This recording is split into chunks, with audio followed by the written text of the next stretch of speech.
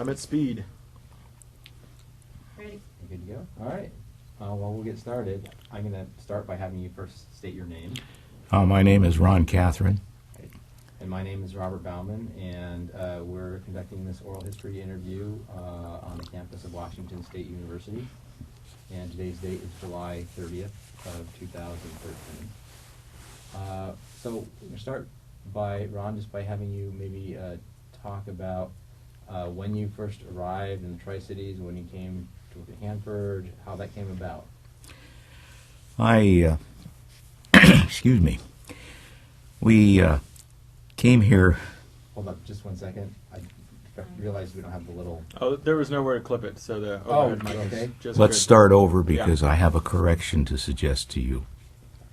We are on the campus of Washington State University at Tri-Cities. At Tri-Cities. Listen, a lot of us sweat a lot of blood to get to this here, fella. We can just go from the question I asked you. So Okay. If you want to tell us about how you came here and when and so forth. I came to the Tri-Cities the first time to a scientific meeting. I think it was 1963. There wasn't much here then, but for some reason I rather fell in love with the place. Subsequently, I acquired a wife who was a native Washingtonian. And I remember telling her how I liked this part of the state. She was from the other side of the mountains, so she was used to the lush green forests and what have you. But one thing led to another. Do you want the long story, Bob? Yeah, go for the long story.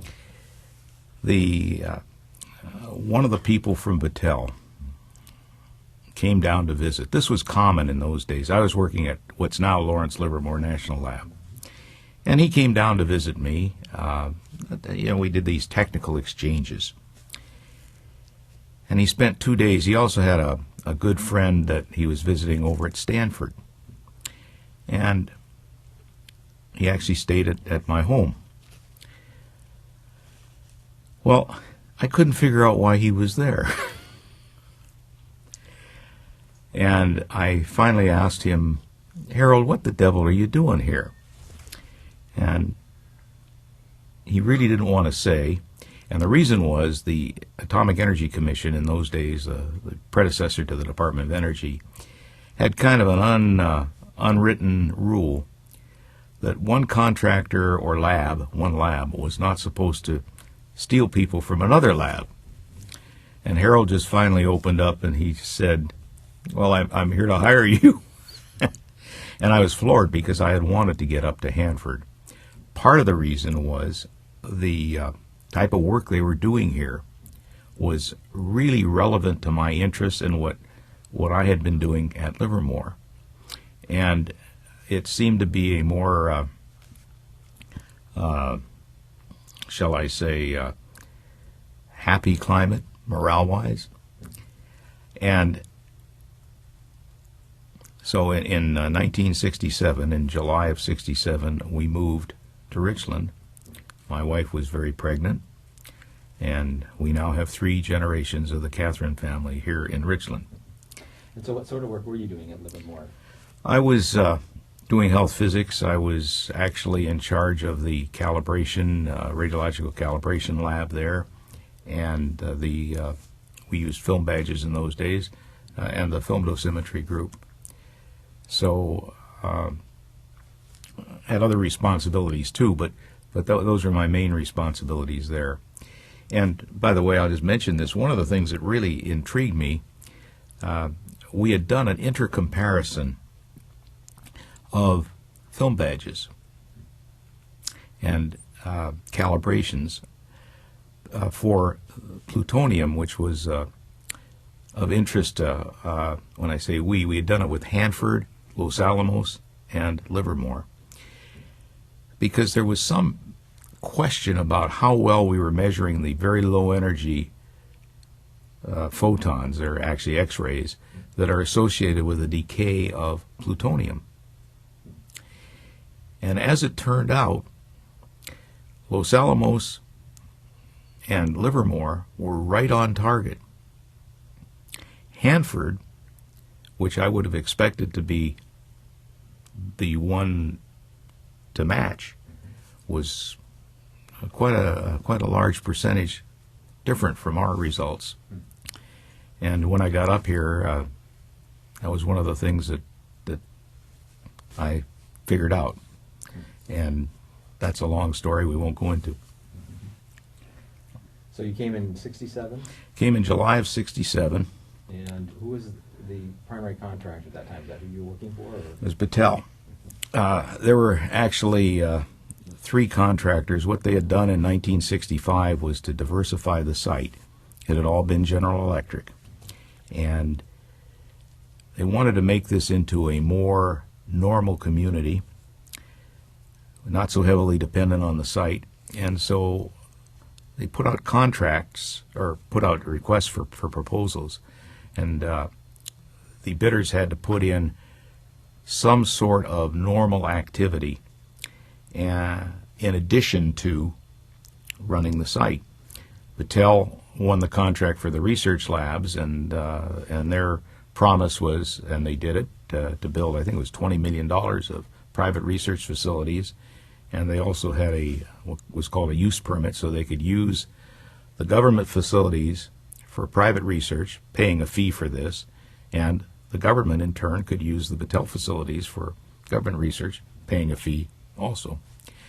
The other two contractors, as I recall, were Douglas United Nuclear, which was a consortium of Douglas Aircraft and United Nuclear, and they ran the reactors. Their contribution was the construction of the Donald Douglas laboratories, which are no longer extant, and among other things, they were working on the artificial heart and on isotopic power sources. And the third one, I believe, was Isochem. They didn't last long. They were in the 200 areas, the waste areas, and their idea was to take the radioactive species in the waste, remove them, and use them for various beneficial purposes. You can use, for example, cobalt-60. You can take that out of the waste and concentrate it, and then you can give high radiation doses to certain kinds of flooring materials. They do this now, and that are injected with plastic into the wood, and it strengthens them and it makes them far more resistant to damage. Isochem didn't last long, and they were replaced by Atlantic Richfield, and Atlantic Richfield brought a risk capital venture plan and also a cattle feedlot facility.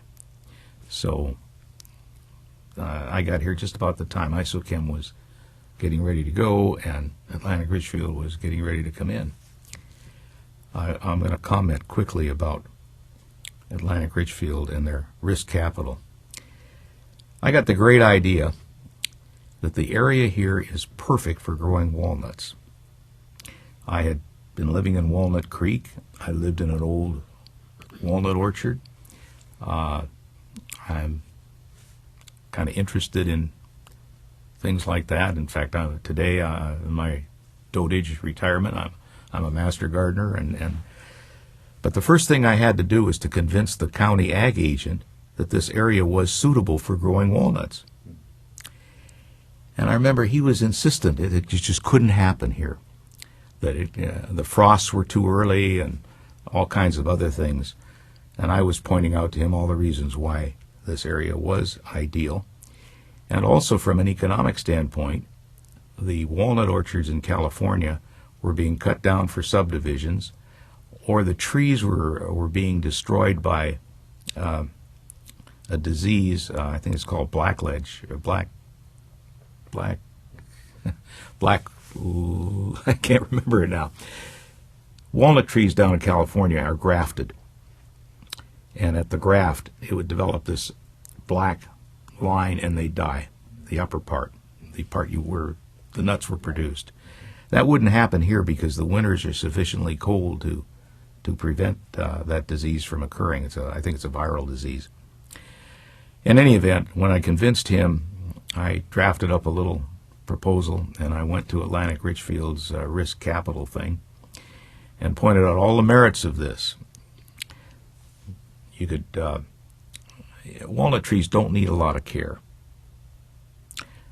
You don't prune them heavily the way you do grapes or apples.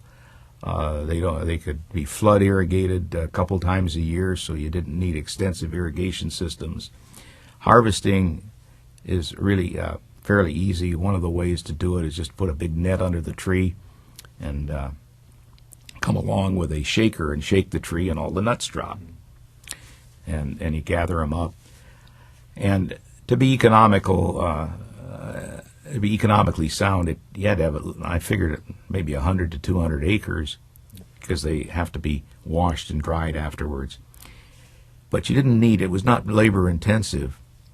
And at Atlantic Richfield, I remember the guy telling me, well, that's a super idea you've got, and it could even be done with college students primarily. But the problem is, it's not labor intensive enough, and we want to create jobs. So that's a long story, but that was, it gives you some feeling. But I really, we did, by the way, my father-in-law brought 2 walnut trees, volunteers, from our home in Walnut Creek, kept them in the coffee cans for, I think, about 2 years. And when we built our house here, I planted them, and then they just did wonderfully. So, sorry to get off on a tangent here. Yeah. So when you first arrived and started working at Battelle, what sorts of things were you working on initially? I was hired in as the manager of external dosimetry.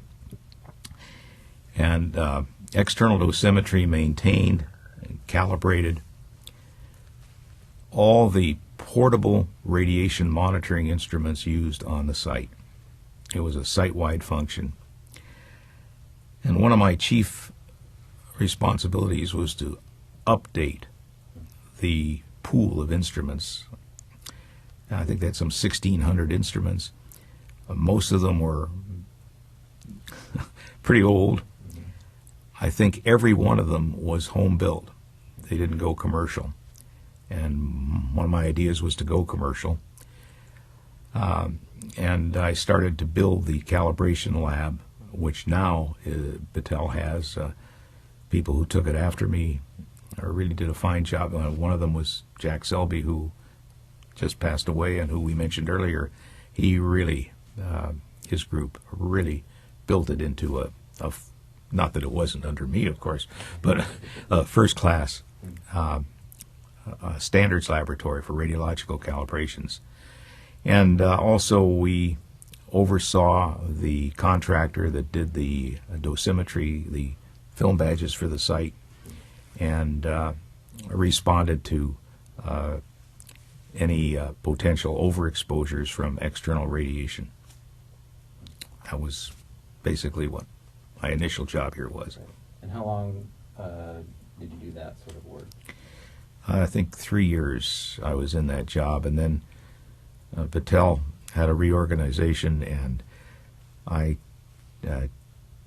it was kind of messy, but I chose to stay with my boss, and he had a excuse me, a radiological group that included the dosimetry and so on.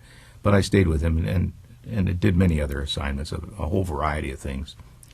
I was kind of his go-to-it guy. He was once asked by another manager, "How do you manage Ron?" And he looked at the guy and said, "You don't."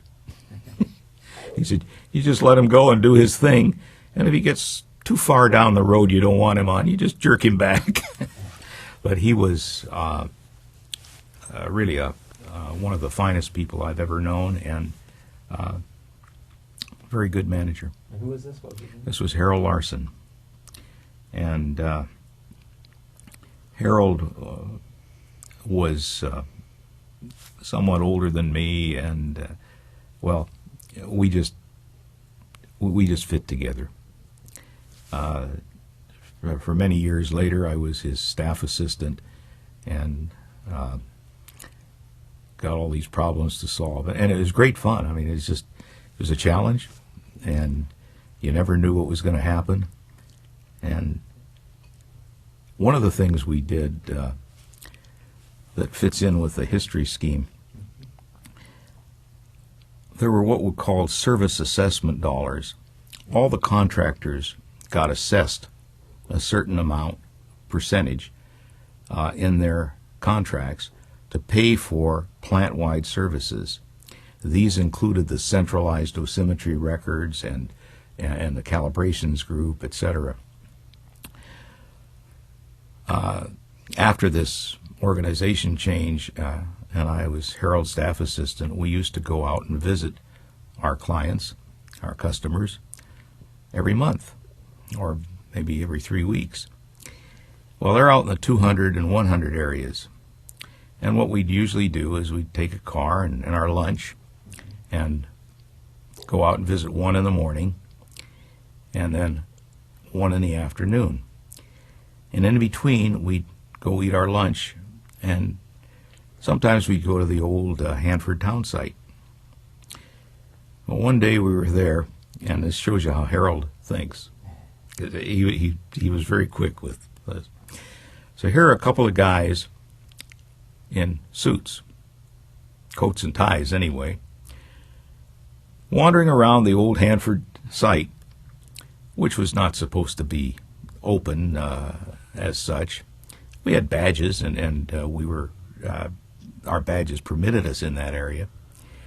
But up drives a security vehicle, and the guy leaps out and comes up and looks at us. And you know, if you're going to be out there, you probably should be wearing some kind of coveralls or what have you. He looks at us. He says, "What are you guys doing here?" And Harold, without missing a microsecond, responded, "Oh, we're out checking our environmental monitoring program." We also had responsibility for the plant-wide environmental monitoring program. And that just was the end of that. But if it had been I to whom that question was posed, I'd probably still be in jail. And I know I'm being a pain. You have a little bit of hat hair, and I would like to, but I know I'm being a total nitpicker, but on this side, it's just got a little bit, it sticks out, and you can see it on the big screen, I think, if I don't notice it. Well, do what you have to do. Well, I want to, do you mind if I borrow just a hair of water? Go for it. I think that you will like me better in the long run. Nobody has ever done anything like this. Well, it kind of poofs out, and I think it was your hair, your hat that had a thing for you, and so maybe I don't have enough water yet. Hang on. Get a lot of water in. It just kind of poofed out, and I discussed politics in the chair with the